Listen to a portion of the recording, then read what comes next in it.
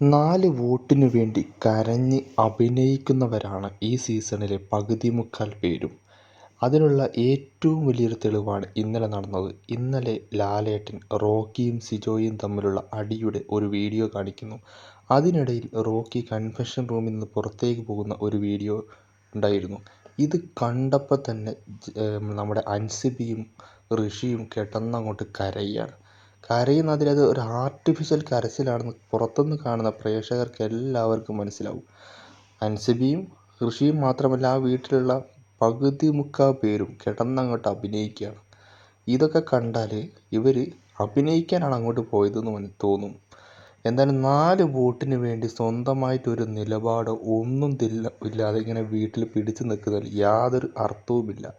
സിജോയുടെ അവസ്ഥയെക്കുറിച്ച് അവിടെ ആർക്കും ഒരു അഭിപ്രായവുമില്ല. അതുപോലെ തന്നെ ഒരു വിഷമവുമില്ല. റോക്കി തെറ്റ് ചെയ്തതുപോലെ തന്നെ സിജോയുടെ ഭാഗത്തും തെറ്റുണ്ട്, സമ്മതിക്കുന്നു.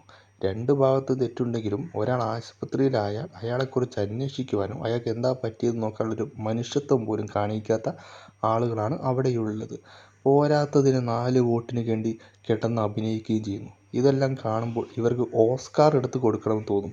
ഇന്നലത്തെ എപ്പിസോഡിൽ നടന്ന കാര്യമാണിത്. അൻസിബയും ഋഷിയും എന്താ അഭിനയം! അർജുനൊക്കെ ഉള്ളവരെല്ലാം ഇപ്പം ബിഗ് ബോസിൽ വരാൻ പറ്റിയവരല്ല, നല്ല സിനിമയ്ക്ക് പോയി അഭിനയിക്കാൻ പറ്റിയവരാണെന്ന് തെളിയിച്ചു കൊണ്ടിരിക്കുകയാണ്.